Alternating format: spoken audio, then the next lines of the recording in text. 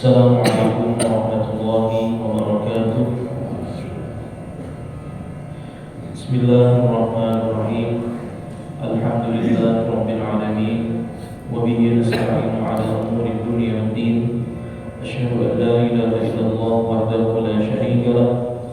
Wa asyhadu anna sayyidana wa nabiyyana Muhammadan 'abduhu wa rasuluh. Allahumma shalli wa sallim wa barik 'ala sayyidina Muhammad wa 'ala alihi wa sahbihi wa dzurriyyatihi wat tabi'in wa tabi'at tabi'in wa man tabi'ahum bi ihsan ila yaumiddin. Amma ba'du. Pertama-tama marilah kita panjatkan puji syukur kita kepada Allah Subhanahu wa taala yang mana dengan segala karunia, taufik, hidayah, inayah dan juga rahmat-nikmat yang baik, alhamdulillah Allah kumpulkan kita di tempat yang mulia ini, di tempat yang mulia, tempat penuh berkah, dan di waktu yang mulia pula serta dalam keadaan yang mulia. Kita berharap kepada Allah pengumpulan kita ini jadi sebab Allah mengumpulkan kita di dalam surganya bersama para anbiya, para auliya dan para sholihin. Amin ya rabbal alamin. Kita pula salawat dan salam selalu tercurah dan terlimpah kepada junjungan kita, Nabi kita, Nabi besar Muhammad sallallahu alaihi wasallam, dan juga kepada keluarga beliau, para sahabat, para tabi'in, tabi'at tabi'in ila yaumiddin. Amma ba'd. Hadirin wa hadirat rahimakumullah, sama-sama kita memperbaharui niat i'tikaf kita di dalam masjid ini dengan niat nawaitu al-i'tikafa fi hadzal masjid sunnatullahi ta'ala. Dalam hati sengaja beriktikaf di dalam masjid ini sunat karena Allah Ta'ala. Qala Imam Al-Habib Abdullah bin Alawi Al-Haddad rahimahullah wa nafa'ana bihi wa bi'ulumihi fid dharain amin. Wa 'alaika bi husni dhanni bi jami'il muslimin wahdar an tusi'a dhanna bihim. Wa qala 'alaihi salatu wassalam khaslatan laysa fawqahuma syai'un min al-khair husnul dhanni billahi wa husnul dhanni bi'ibadillah. Wa khaslatan laysa fawqahuma syai'un min asy-syarr su'ul dhanni billahi wa su'ul dhanni bi'ibadillah. Habib Abdullah bin Alawi Al-Haddad rahimahullah, beliau berwasiat di dalam kitab beliau, lazimilah dengan berbaik sangka dengan seluruh orang-orang muslim, dan takutilah, waspadalah bahwa engkau berburuk sangka dengan mereka. Jangan sampai berburuk sangka kepada kaum muslim. Nabi Shallallahu Alaihi Wasallam pernah bersabda, ada dua perkara yang Nabi khaslatani, dua perkara, laisa fawqahuma syai'un min al-khair, tiada di atas keduanya itu sesuatu pun daripada kebaikan. Artinya dua perkara ini termasuk yang berada di puncak kebaikan, karena jadi tidak ada di atas dua ini suatu pun daripada kebaikan. Yang pertama husnul dhanni billah, yang kedua husnul dhanni bi'ibadillah, berbaik sangka dengan Allah dan berbaik sangka dengan hamba-hamba Allah. Nah, berbaik sangka dengan Allah itu adalah modal bagi orang-orang yang beriman agar selalu di dalam hatinya itu ada harapan, ada raja kepada Allah Subhanahu wa ta'ala. Orang kalau sudah berbaik sangka kepada Allah, pikiran kadang akan busuk, hidup jadi tenang. Karena apa? Apapun yang diberikan Allah kepadanya, dia selalu menyangka bahwa itu bentuk kebaikan yang Allah kehendaki lewat apa yang Allah berikan tersebut. Baik itu perkara yang maulahnya senang secara zahir atau sesuatu yang kelihatannya berat diterima secara zahir. Bila seorang sangka baik kepada Allah, maka hidup nan dijalaninya tenang. Harapan kepada Allah tidak akan putus. Contoh misal, dalam kehidupan sehari-hari kita akan lepas ujar para ulama daripada 4 perkara. Yang pertama misal kita dalam sehari ada berbuat taat. Ketika Allah takdirkan kita untuk berbuat taat, maka sangka baik kita kepada Allah, barangkali Allah menghendakiku sebagai hambanya yang bersyukur atas anugerah Allah, menjadikan aku termasuk orang yang bisa berbuat taat. Karena apa? Karena orang yang dianugerahi dengan ketaatan itu ciri orang sebagai tanda orang yang bakalan diridhoi Allah, bakalan ditempatkan Allah di dalam surga. Sesuai hadis Nabi SAW, kullu muyassarun lima khuliqa. Biar Nabi, seluruh orang itu dimudahkan untuk apa yang dicipta. Manakala kita ditakdirkan untuk taat, nah di situ kita disuruh bersahabat baik. Berarti Allah angkat aku ini bersyukur. Lalu kita terdorong untuk melakukan syukur. Allah hendak kita ini sadar bahwa ini anugerah Allah. Lalu kita sadari, tidak merasa bahwa kemampuan ibadah timbul dari dalam diri, tapi itu semata-mata adalah anugerah Allah, taufik Allah kepada kita. Dalam kehidupan juga terkadang kita sehari-hari ini ada tagawi maksiat, ada tagawi maksiat. Nah, maksiat yang Allah takdirkan kepada kita, hendaknya kita bersangka baik. Oh, hari ini jatuh kepada satu dosa, sangka baik. Mungkin Allah ingin menyadarkanku atas kesombongan diriku selama ini. Mungkin kita ini asa tanang dah, asa tajamin sudah masuk surga, asa pembaiknya dah. Nah, mungkin karena majelis rancang, karena ada suara absen, misal asa baik, jatuh kepada suatu maksiat. Mungkin Allah ingin menyadarkanku bahwa aku ini tidak bisa apa-apa. Kalau bukan Allah yang memberi anugerah kepada kebaikan, kenapa enggak? Kenapa? Bahkan seorang bisa jatuh kepada maksiat. Perasaan seseorang yang merasa dirinya hina, merasa dirinya rendah ketika jatuh kepada maksiat, itu pahalanya lebih besar dibandingkan orang yang beribadah 70 tahun. Lebih benar pahalanya. Kenapa? Merasa diri hina. Nah, ini sangka baik kita kepada Allah, sehingga hati kita pun merasa seorang ini ada apa-apanya, masih mau aja menggawi maksiat.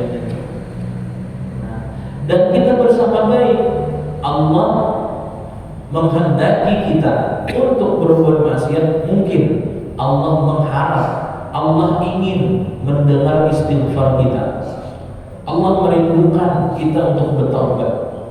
Bisa aja macam itu. Allah jatuhkan kita ke maksiat dan Allah berikan kita taubat, sehingga maksiat yang terjadi pada diri kita itu tidak menjadikan sebab kita pacaran jatuh ke neraka. Namun dalam hadis kan ada Nabi pernah bersabda. Nah, artinya maknanya berapa banyak perbuatan maksiat itu menjadikan seorang itu masuk ke dalam surga. Dengan sebab apa? Dengan sebab taubat. Dengan sebab taubat. Oh, Allah menginginkan aku jatuh kepada maksiat. Mungkin Allah ingin memberikan kepada aku bertaubat. Lalu kita terdorong untuk berbuat taubat. Dalam seharian kita pun kita menemukan naharannya nikmat. Allah berikan nikmat kepada kita. Sangka baik kita ketika mendapat nikmat, kita tahu memang nikmat ini bukanlah ukuran seseorang itu dicintai oleh Allah. Kita tahu. Cuma dengan nikmat seorang itu bisa menjadi mulia. Kenapa? Mungkin diri kita ditakdirkan Allah, diinginkan oleh Allah. Ketika mendapat nikmat itu menjadi sebab orang-orang lain mendapat manfaat dengan sebab kita mendapat nikmat. Kan di dalam hadis disebutkan khairun nas anfa'uhum linnas. Sebaik-baik manusia itu adalah yang paling manfaat bagi orang lain. Nabi Muhammad SAW orang yang sangat banyak mendapatkan rezeki. Ada sedikit hadis-hadis yang menceritakan bahwa Nabi itu duduk di hadapan Nabi itu tumpukan macam-macam rezeki. Ada makanan, ada perhiasan. Tapi Nabi, beliau banyak mendapatkan rezeki. Nabi SAW itu bertugas untuk membagi. Makanya dia sebut Al-Qasim, Allah Mu'ati. Aku je Nabi nak membagi, Allah nak memberi. Nabi nak membaginya. Nah makanya Nabi Muhammad adalah manusia yang paling banyak mendapat pahala dan manusia terbaik. Kenapa? Karena beliau itu paling manfaat kisah kita. Nah kita dengan nikmat yang Allah berikan berupa harta misalnya, berupa ilmu, seorang ahli dalam bidang kedokteran misalnya, bisa urusan kedokteran. Nah ini satu nikmat yang mungkin Allah menghendaki dengan ilmu tersebut kita bermanfaat ke seorang lain, sehingga ada pemahaman dengan nikmat Allah tersebut. Karena ada pemahaman, apapun bentuk nikmat tersebut kita ada memenarakannya. Kenapa? Tugas kita menjadikan diri kita itu manfaat ke seorang lain untuk tercapai derajat sebagai manusia yang termasuk manusia terbaik. Nah itu sangka baik ketika mendapat nikmat, mungkin rezeki lebih berkurang, mungkin Allah akan membukakan jalur pahala dalam segi rezeki ini. Nah ini sangka baik kita kepada Allah. Nah ketika yang sebaliknya, ketika kita mendapat musibah, mendapat suatu yang tidak menyenangkan, sangat baik. Mungkin Allah ingin mendengar doa kita. Berapa banyak manusia yang dalam kesehariannya lalai daripada berdoa kepada Allah. Tapi Allah hendak dirinya itu baik, sehingga Allah berikan kepadanya sesuatu yang tidak menyenangkannya. Nah akhirnya dengan sebab mendapat sesuatu yang tidak menyenangkan, ia ingat kembali kepada Allah dan kembali berdoa. Nah mungkin ketika kita mendapat sesuatu yang tidak menyenangkan, Allah menghendaki kita untuk menyebut namanya di dalam doa. Dan barangkali itulah sebab Allah angkat derajat kita, Allah hapus dosa kita, Allah jadikan kita di golongan orang-orang yang menduduki kedudukan yang tinggi di sisinya.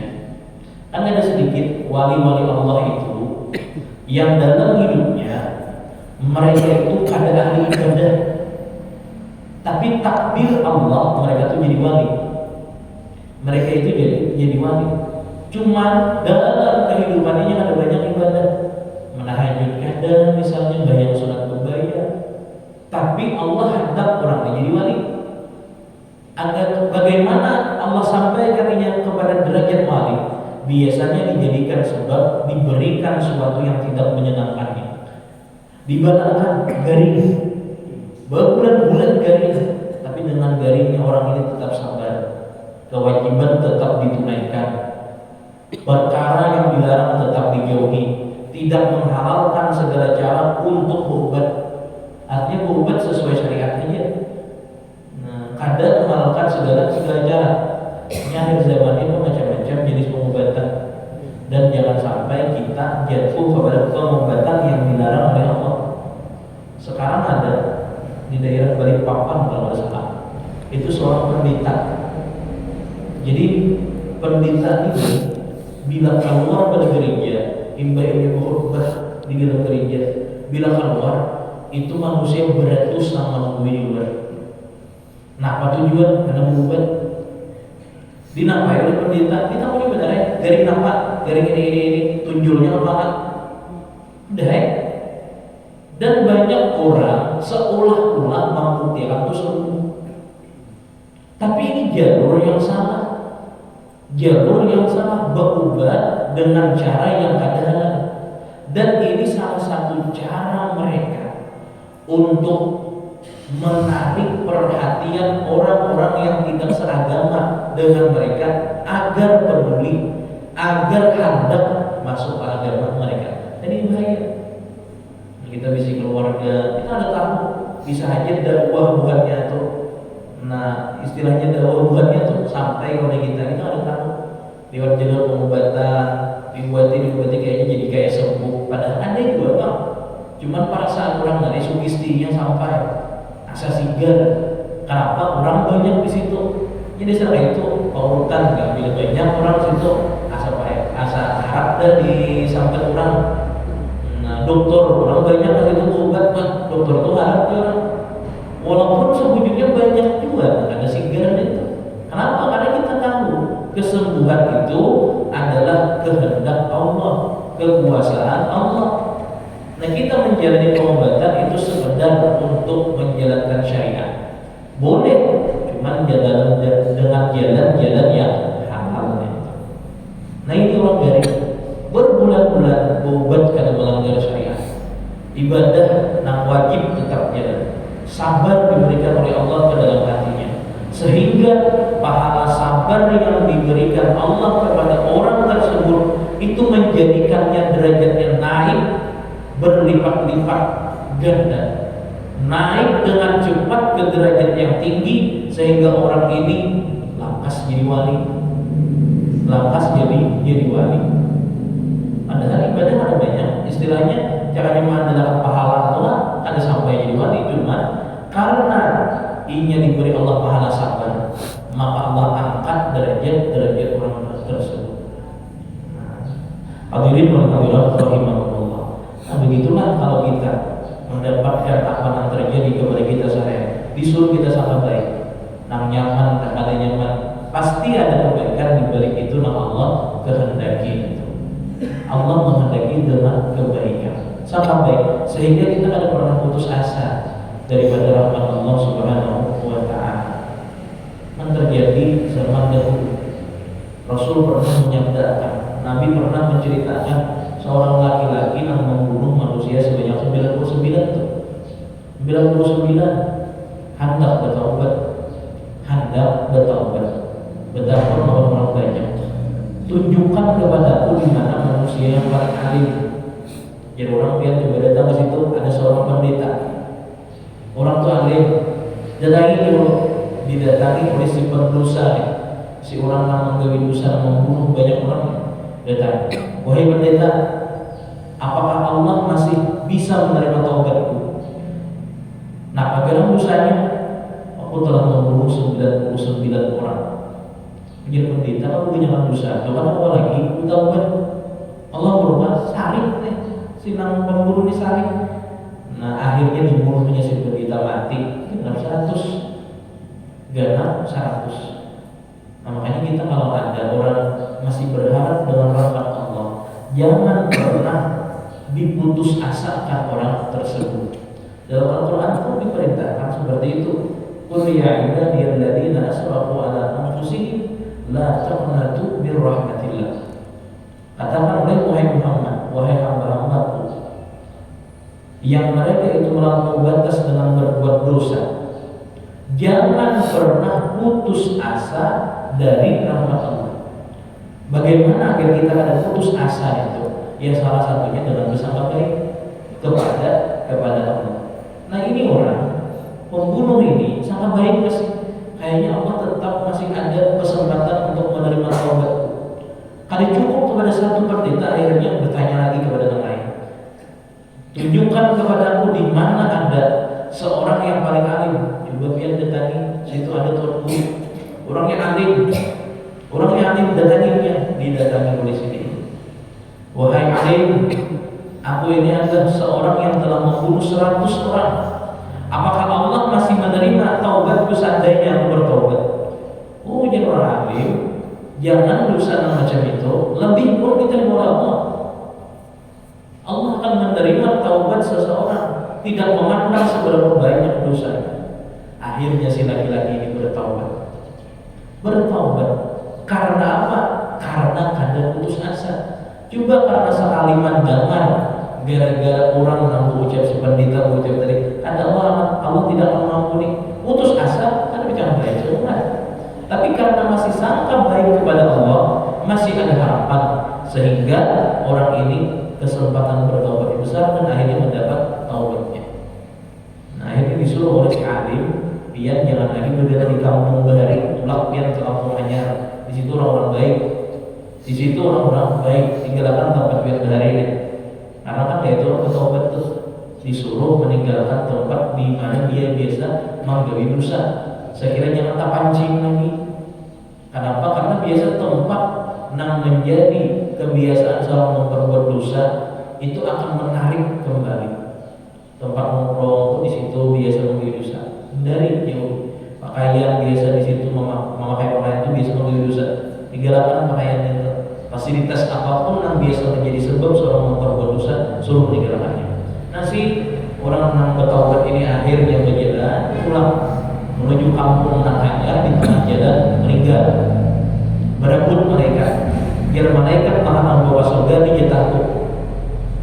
Biar malaikat maha membawa neraka dia takut. Berebut. Kenapa? Karena biar malaikat maha membawa surga dia sudah bertaubat. Maka habis segala dosanya. Ujar malaikat tahanan membawa neraka, bujur ya bertaubat, tapi satu kebaikan pun belum pernah diperbuatnya. Ada semua. Akhirnya Allah kirim seorang hakim di situ, malaikat yang memutuskan kayak apa keputusannya. Nah, lalu disuruh ukur taparak kemana, para negeri yang berharian jihad kah, taparak negeri yang dituju hanya yang baik. Akhirnya diukur. Dan dalam riwayat lain Allah dekatkan negeri yang baik itu sehingga lebih dekat dibandingkan negeri yang diukur di malaikat. Oh, sekilan taparak ke negeri yang baik, sekilan taparak. Akhirnya menjadi jatah malaikat yang membawa ke dalam surga. Nah ini kalau orang ada putus asa dan masih ada sangka baik kepada Allah Subhanahu wa Ta'ala, tidak akan pernah seseorang itu hilang harapan kepada Allah selama dia masih bersangka baik kepada Allah. Nah apalagi orang lah kalau sudah dalam keadaan sakaratul maut, hendak sembahyang berbuat bergaya awal, bahkan bilang ada awal, anak berzikir untung sudah keluh, sudah ada awal lagi macam zikir, tapi hati masih bermain, hati masih aktif. Orang-orang macam ini disuruh untuk bersangka baik, dan sangka baiklah itu adalah ibadah yang paling afdal bagi seorang ini. Ibadah yang paling afdal. Jadi orang-orang menghadapi salatul maut suruh sangka baik. Nah, ma yuridu bi illa khairan. Tidaklah Allah kehendaki denganku kecuali kebaikan. Pokoknya Allah ini menghendaki aku baik, Allah Tuhan menyayangi aku, Allah meridai aku, Allah menghendaki aku masuk ke surga. Makanya Allah berikan kepadaku misalnya lapar ketika menghadapi kematian misalnya. Untuk apa? Menebus dosaku. Nah ini disuruh orang-orang yang sudah dalam keadaan sakaratul maut. Jangan sampai ketika sakaratul maut itu bersama buruk. Pokoknya mati terbayang neraka orang dia dapat. Jangan. Nah jangan itu. Disuruh kita untuk bersangka baik. Karena sangka baik di akhir hidup, di waktu sakaratul maut, saat orang kadang-kadang nampak, maka itu pahalanya benar-benar di sisi Allah Subhanahu wa Ta'ala. Nah ini sangka baik kepada Allah. Hadirin wa rahimahullah. Dan yang kedua, yang Nabi termasuk dua perkara yang tidak ada kebaikan di atasnya satupun, itu adalah husnudzan bi'ibadillah, bersangka baik dengan hamba Allah. Bagaimana itu sangka baik dengan hamba Allah? Al-Imam Al-Habib Abdullah bin Alawi Al-Haddad beliau menyebutkan ghayat husnudzan bil muslimin an la ta'taqid asy-syarra fi syai'in min af'alihim wa aqwalihim wa anta tajidu lahu mahmalan bil khair. Fa in lam tajid lahu mahmalan bihi al-ma'asi فنهاية حسن الظن بمرتكبها أن تنهاهم عنها وتظن بهم أن إيمانهم يحملهم على الانتهاء عنها وترك الإصرار عليها بالتوبة منها. Kesudahan sangka baik dengan orang muslim bahwa tidak engkau yakini akan kejahatan pada sesuatu yang mereka perbuat dan mereka ucapkan, ketika engkau masih mendapati kemungkinan kebaikan. Orang ada menggawi sesuatu secara zahir itu kadang ada jahat, kadang ada baik, cuma ada potensi kejahatan. tapi masih ada kemungkinan baik. Jangan pernah disangka orang itu ada baik. Disuruh sangka baik. Orang berjalan dua laki bini, orang berjalan berdua adalah bagian binian. Ada tahu nih kawin kah, berubah nikah. Siapa kita ada tahu. Disuruh kita bersangka baik. Nah, jangan langsung pacaran orang, jangan. Mungkin dia dua laki bini, mungkin dia dua banding, mungkin dia kawin anak, itu tahu kita. Nah, kalau tahu kita, nah disuruh kita sangka baik. Orang duduk di palatan, misal orang duduk di palatan kita, sangka baik, mungkin orang benar, sudah ya. Nah, disuruh sangka baik, jangan. Ini orang duduk di palatan, bahaya di sadar bisa kehilangan, jangan gitu. Disuruh kita sangka baik. Kalau ada aja kemungkinan kebaikan, disuruh sangka baik.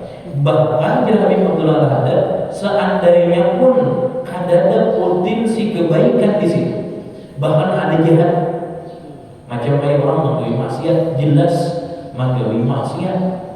Nah, maka sangka baik kita dengan orang yang memperbuat maksiat, cegahlah dia dari perbuatan tersebut, suruh dia ambil dan sangkalah dengan mereka bahwa iman mereka akan mendorong mereka untuk bertaubat dan meninggalkan mengekali atas dosa tersebut. Artinya kita melihat orang maksiat, orang hari ini bisa maksiat, mabuk, sudah lah datangi, kita larang dia. Kalau kita wani, kalau ada wani sudah mulai hati cari. Dan di hati kita jangan pernah menganggap orang itu rendah, jangan pernah menganggap orang itu hina. Allah Subhanahu wa Ta'ala tidak pernah membenci pelaku maksiat. Allah Ta'ala mengajarkan membenci maksiatnya. Kalau orang benci dengan pelakunya, ampihnya melakukan maksiat, kita mau masih benci lawan orangnya. Tapi kalau kita benci maksiatnya, ketika orang itu maksiat kita benci, tapi ketika ampih maksiat kita ampih benci. Nah, ketika kita melihat orang maksiat, kita larang dia untuk memperbuat maksiat. Dan di hati kita mungkin ini maksiat terakhir yang dilakukannya, dan besok bisa jadi ini jadi orang baik.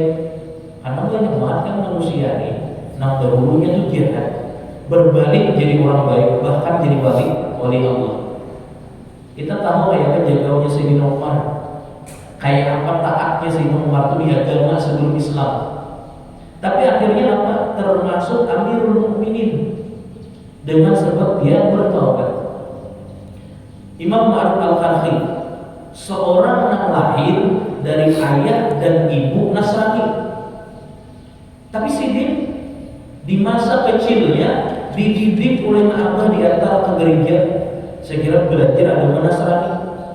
Akhirnya apa? Beliau menentang dengan orang tuanya, dengan si pendeta. Belajar oleh seorang tuan guru, seorang ulama di masanya, Imam Ali Al-Ridha.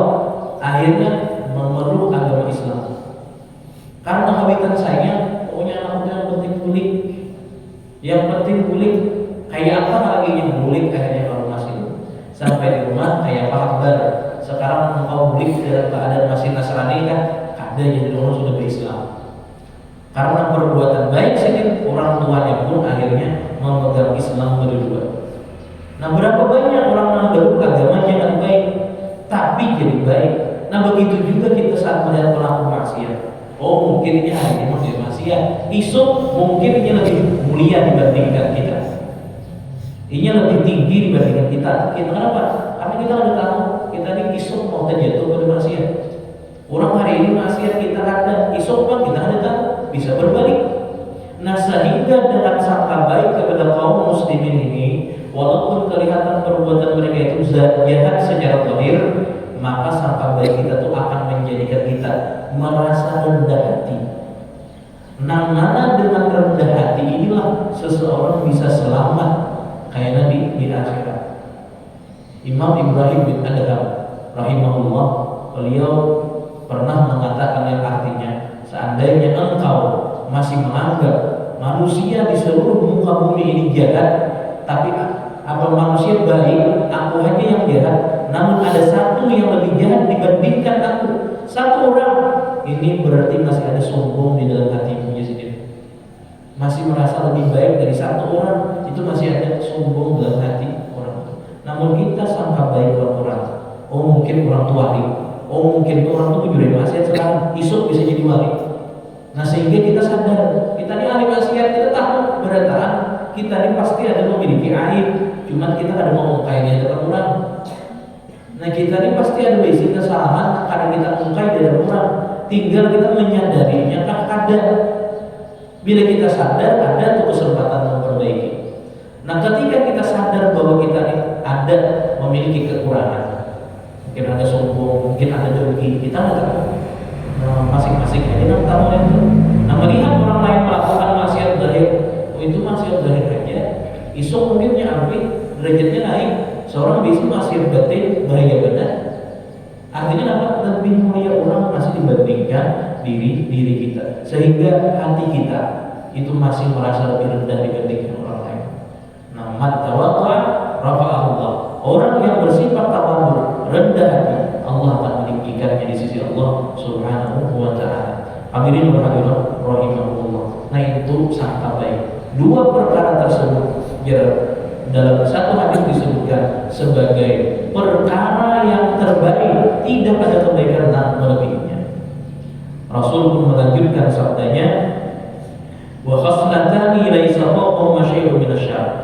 Dua perkara yang tidak ada kejahatan di atasnya, tidak ada di atas keduanya kejahatan satu pun. Artinya ini perkara jahat benar. Su'udzanni billah, sangka jahat dengan Allah, su'udzanni bi'ibadillah, sangka jahat dengan hamba-hamba Allah. Kita ada boleh sangka jahat dengan Allah, kita ada boleh sangka jahat dengan hamba Allah. Saat Allah tidak mengabulkan doa kita, disuruh kita bersangka baik, jangan sangka jahat. Jadi Allah, ud'uni astajib lakum. Doalah kepada aku ya Allah, karena saya perkenankan, kabulkan. Ketika kita berdoa, karena dikabulkan, sangka baik mesti ada dalam hati. Oh, Allah ada mengabulkan langsung, mungkin Allah menunda dikabulkan, menunggu waktu yang tepat agar kita maksimal, kita sempurna ketika menerima permintaan kita tersebut. Bisa minta rumah nanggana, minta rumah nanggana kepada Allah bisa. Sedang bisi tanah ada dah, bisi tanah ada dah, anggaran bertanya rumah nanggana di tanah orang baru-barunya. Allah sayang sama kita, ditunda Allah kadang kita berisi tanah. Nah bisa di macam itu kias nama kecilnya, jalan contoh kecilnya. Atau Allah menunda tidak mengabulkan doa kita secara langsung, mungkin Allah menundanya gesan kaitan di akhirat. Karena permintaan kita kalau diberikan di dunia itu kecil nilainya dibandingkan nanti di akhirat. Allah hendak ganal balasannya di akhirat. Bisa juga, atau bisa juga Allah tidak mengabulkan doa kita, Allah ganti dengan terhindar dari perkara yang tidak menyenangkan kita. Kita minta ini, tapi Allah tahu kalau Allah berikan itu, Allah tidak hindarkan diri kita daripada perkara yang tidak menyenangkan kita.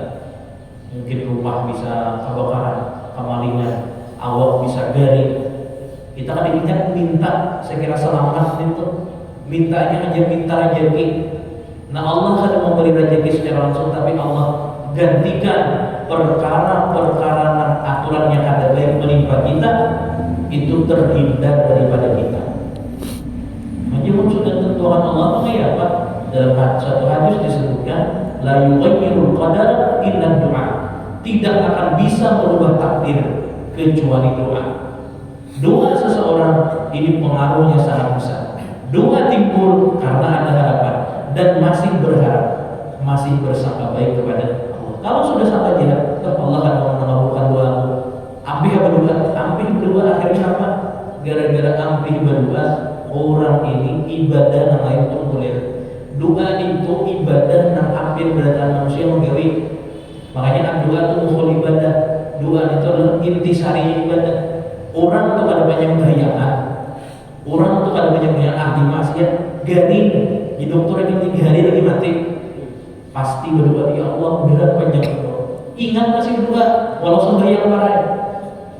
Tapi kalau orang sudah berdoa parah, badan lain mungkinnya. Nah ini bahayanya kalau orang putus asa sampai jahat kepada Allah. Nah Nah, dan yang kedua, kegiatan yang paling puncak itu Nabi adalah sulullah bi ibadillah, sampai jihad dengan hamba Allah. Melihat orang disangka pada baik, melihat orang disangka ada boleh, kita wajib menyangka orang itu baik. Selama kau hanya disangka baik, wajib bersangka baik dengan hamba-hamba Allah.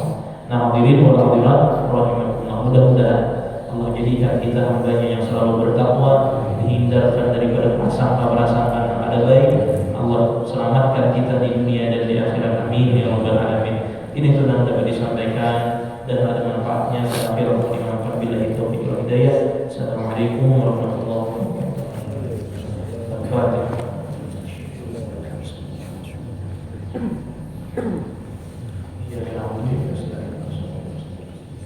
Bismillahirrahmanirrahim.